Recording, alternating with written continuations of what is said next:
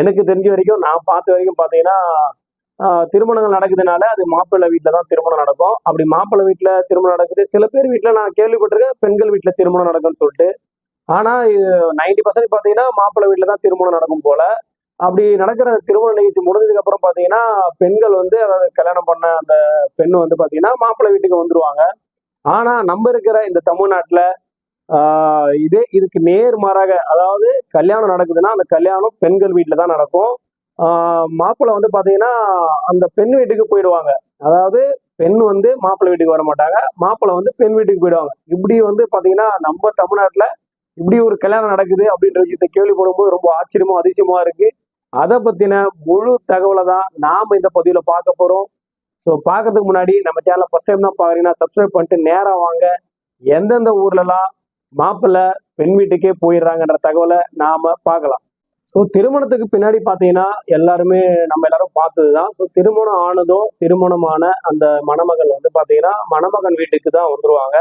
இப்படிதான் வந்து நடந்துகிட்டு இருக்கு.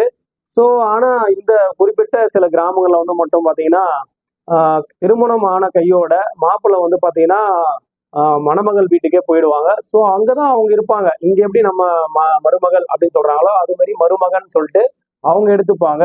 அவங்க வீட்டுல இருக்கக்கூடிய ஆண்களுக்கும் அதே நிலைமை தான். கல்யாணம் ஆச்சுன்னா அவங்களும் அந்த பெண்கள் வீட்டுக்கு போயிடுவாங்க தவிர ஸோ இவங்க தான் அங்க மகனா இருப்பாங்க அப்படின்னு தான் சொல்றாங்க. ஸோ இப்படி இருக்கக்கூடிய சில கிராமங்கள் வந்து நம்ம தமிழ்நாட்டுல இருக்கு. அதாவது ரொம்ப காலத்துல இருந்து இப்போ வரைக்கும் அதை ஃபாலோ பண்றாங்க அப்படின்னு சொல்றாங்க. அதுதான் மிகவும் சிறப்பான விஷயம்.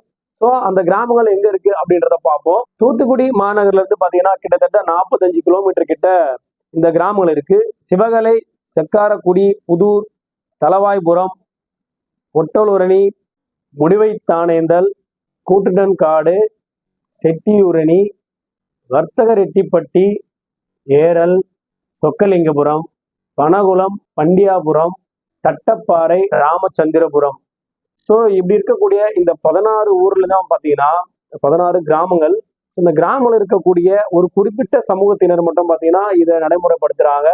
இது வந்து அந்த காலத்துல இருந்தே வந்து பாத்தீங்கன்னா அவங்க நடைமுறையில வச்சிருக்காங்க. இதுக்கு முக்கியமான சிறப்பு அம்சம் என்ன பார்க்கப்படுதுன்னு கேட்டீங்கன்னா நம்ம வந்து அதிகாரப்பூர்வமா சட்ட ரீதியா வந்து பெண்களுக்கு சம உரிமை வந்து அப்பாக்களோட சொத்துக்கள்ல கொடுக்கணும். அதாவது நம்ம பூர்வீக சொத்துக்கள்ல இருந்து பெண்களுக்கு சம உரிமை கொடுக்கணும். சமீப காலமா தான் வந்து பாத்தீங்கன்னா இது நடைமுறைப்படுத்தினாங்க. ஆனா இது இந்த அளவுக்கும் பாத்தீங்கன்னா ரொம்ப வெற்றிகரமா இருக்கா அப்படின்றது கொஞ்சம் கேள்விக்குறிதான். ஏன்னு கேட்டீங்கன்னா பெண்கள் வந்து வேறு வீட்டுக்கு கல்யாணம் பண்ணி கொடுக்குறாங்கன்னா கொஞ்சம் ஷேர் கொடுக்குறாங்க, அவ்வளவுதானே தவிர்த்து 100% முழுமையா சரிக்கு சரியா வந்து பாத்தீங்கன்னா கொடுக்கறதுல கொஞ்சம் சிக்கல் இருக்கதான் செய்யுது. ஏன்னா ஆண்கள் தான் வந்து வீட்டுல இருக்காங்க, ஆண்கள் தான் அப்பா அம்மாவை பாத்துக்கிறாங்க. இதனால ஆண்களுக்கு தான் கொஞ்சம் அதிகமா கொடுக்கணும், ஆண்களுக்கு தான் அதிக செலவு இருக்கு. பெண்களுக்கு உண்டான செலவையும் ஆண்கள் தான் பார்ப்பாங்க. அதாவது திருமணம் கொடுத்த பெண்களுக்கு அவங்க வீட்டுல மாமியார் வீட்டுல நடக்கக்கூடிய செலவெல்லாம் கூட இந்த வீட்டுல இருக்கக்கூடிய அப்பா அம்மாவுக்கு பிறகு அண்ணா தம்பி தான் பார்ப்பாங்க. அதான் மாமா முறை, தாய் மாமன் சீரு இப்படிலாம் சொல்றாங்க இல்லைங்களா. ஸோ இது மாதிரி விஷயத்தெல்லாம் பார்ப்பாங்கன்றதுக்காக தான் பாத்தீங்கன்னா கொஞ்சம் டிஃப்ரெண்ட் இருக்கதான் செய்யுது.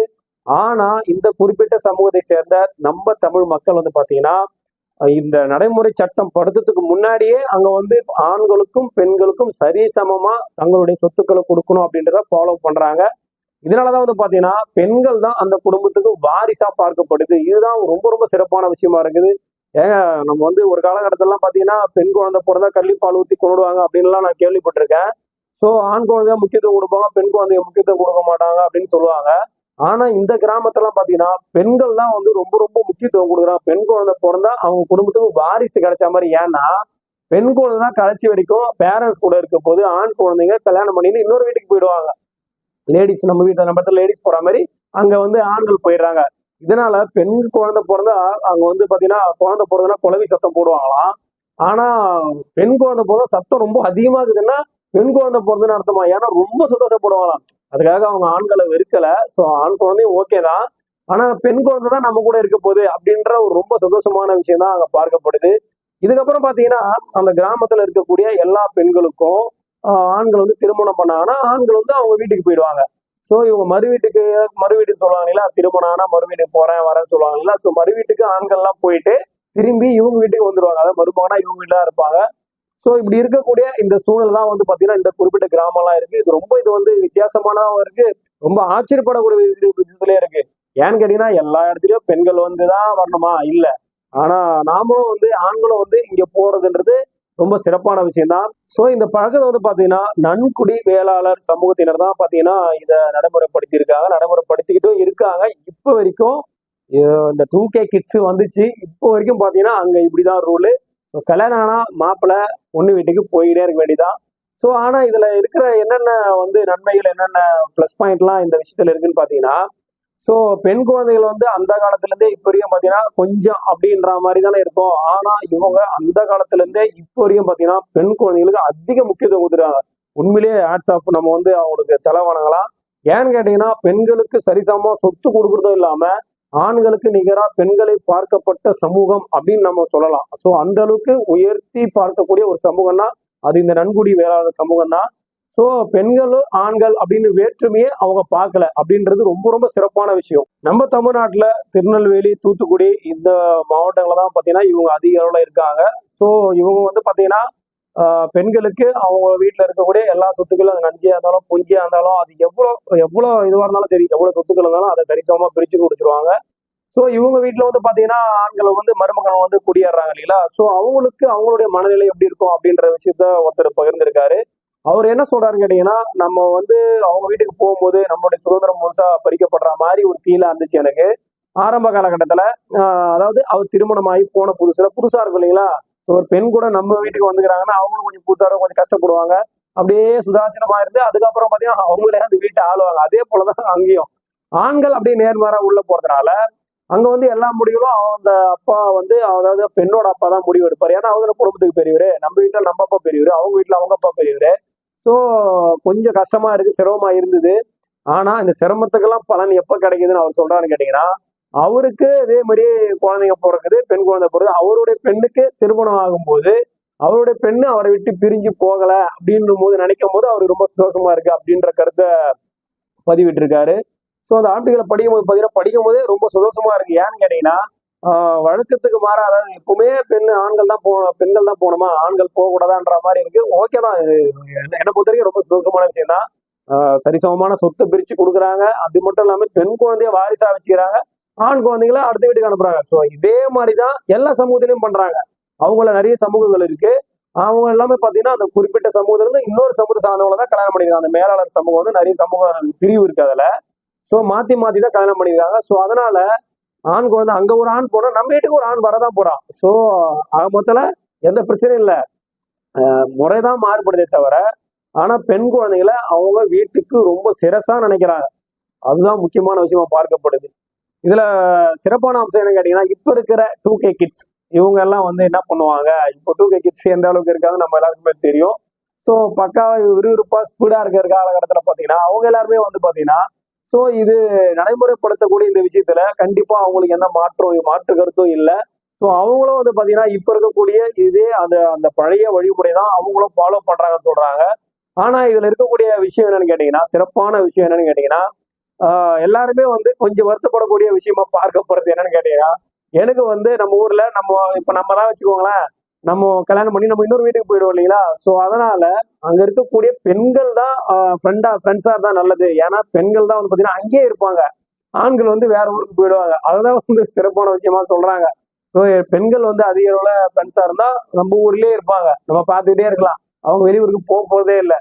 ஆண்கள் ஃப்ரெண்ட்ஸா இருந்தா அவங்க நம்ம விட்டு பிரிஞ்சு போயிடுவாங்க. இதுதான் வந்து ஆண்களுக்கு வருத்தப்படக்கூடிய விஷயமா இருக்கு. இதுக்கப்புறம் இதுல முக்கியமான விஷயம் பட்ஜெட். ஸோ இந்த கல்யாணத்துல மொத்த செலவையும் பெண் வீட்டார் தான் செய்யறாங்க. மாப்பிள்ளை வீட்டை வந்து பெண் பார்க்கலாம் போதால, பெண் வீட்டார் தான் மாப்பிள்ளை வீட்டையே பார்க்க வருவாங்க.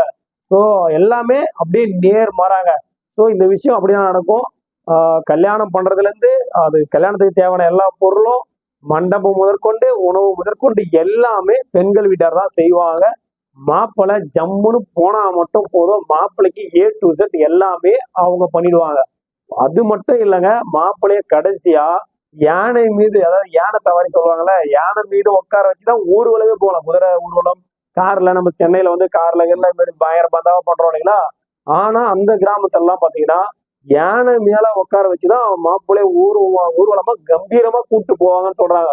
ஸோ எந்த ஒரு செலவும் இல்லாம பக்காவா அருமையா நம்மளுக்கு ஜாம் கல்யாணம் பண்ணி வச்சிருவாங்க அந்த சமூகத்தை சார்ந்தவங்க. ஸோ இந்த கல்யாணத்து மூலியமா ஆண்கள் எல்லாம் பெண்கள் வீட்டுக்கு போறதுனால அவங்கள விசாரிச்சு அவங்களோட கருத்துக்களை கேட்டா அவங்க எல்லாம் என்ன சொல்றாங்கன்னா, ஆரம்ப காலகட்டத்துல கொஞ்சம் சிரமமா இருந்துச்சு, ஆனா அதுக்கப்புறம் எங்களுக்கு எந்த வித பிரச்சனையும் இல்லை, எங்க வீட்டுல நாங்க எப்படி இருந்தோமோ அதே மாதிரிதான் இங்க இருப்போம் அப்படின்றதா கருத்தை தான் அவங்க பதிவிட்டு இருக்காங்க. ஸோ அதுல முக்கியமான விஷயமா பார்க்க பார்த்தீங்கன்னா கேட்டீங்கன்னா, அவர் சொன்ன ஒரு கடைசி வார்த்தை, நான் வரும்போது எனக்கு கஷ்டமா இருந்தது, ஆனா இன்னைக்கு என் பொண்ணு என்னை விட்டு பிரிஞ்சு போவாது அப்படின்னு நினைக்கும் போது எனக்கு ரொம்ப சந்தோஷமா இருக்கு அப்படின்னு சொல்றத கேட்கும் போது எனக்கே சந்தோஷமா இருக்கு. ஸோ கண்டிப்பா இந்த பதிவு உங்க எல்லாருக்குமே பிடிச்சிருக்கும்னு நினைக்கிறேன். ஏன்னா நம்ம தாழ்ற தமிழ்நாட்டுல இப்படி வித்தியாசமான திருமணங்கள் நடக்குது. ஆண்கள் பெண்கள் வீட்டுக்கே போயிடுறாங்க. இன்று வரைக்கும் அதை ஃபாலோ பண்றாங்க. பெண்களுக்கு சரிசமமா சொத்தை பிரிச்சு கொடுக்குறாங்க. இது தலைமுறை தலைமுறையா பண்றாங்கன்னு சொல்றாங்க. அதாவது சட்டம் நம்ம தமிழ்நாட்டுல சட்டம் இயற்றதுக்கு முன்னாடி, நம்ம இந்தியாவில சட்டம் இயற்றதுக்கு முன்னாடியே இருந்து அவங்க பெண்களுக்கு சரிசமமா அவங்க இருக்கக்கூடிய எல்லா சொத்துக்களையும் பிரிச்சு கொடுத்துறாங்க. இதுதான் முக்கியமான விஷயம். பெண்களுக்கு கொடுக்க வேண்டிய முன்னுரிமையை அவங்க கொடுத்துருக்காங்கன்னு நினைக்கும் போது வாட்ஸ்அப்புங்க அவங்களுக்கு மறுபடியும் ஒரு முறை நாம தலை வணங்கலாம். ஸோ இந்த சமூகத்தை சார்ந்த எல்லாருமே பாத்தீங்கன்னா இந்த அளவுக்கு சிறப்பான விஷயங்களை பண்ணி கொண்டிருக்காங்க அப்படின்னு நினைக்கும் போது கண்டிப்பா இதை படிக்கும் போது இதை நம்ம வியூவர்ஸுக்கு சொல்லணும் அப்படின்றதுக்காக தான் இந்த பதிவை மேக் பண்ணோம். ஸோ கண்டிப்பா இந்த பதிவு உங்க எல்லாருக்குமே பிடிச்சிருக்கும்னு நினைக்கிறேன். உங்க ஃப்ரெண்ட்ஸ் அண்ட் ஃபேமிலிக்கு ஷேர் பண்ணிடுங்க. அவங்களும் இது மாதிரி கல்யாணம் நடக்குது அப்படின்ற விஷயத்த அவங்களும் தெரிஞ்சுப்பாங்க. அப்படியே ஃபர்ஸ்ட் டைம் தான் நம்ம சேனல் நீங்க பாக்குறீங்கன்னா சப்ஸ்கிரைப் பண்ணி வச்சுக்கோங்க. அப்பதான் நாம போடுற இது மாதிரி அற்புதமான தகவலாம் உங்களுக்கு தெரிஞ்சுட்டே இருக்கும். அதை பார்த்து நீங்க பயன்பெற முடியும். மீண்டும் ஒரு நல்ல பதிவோடு நல்ல தகவலோடு உங்களை சந்திக்கிறேன். நன்றி, வணக்கம்.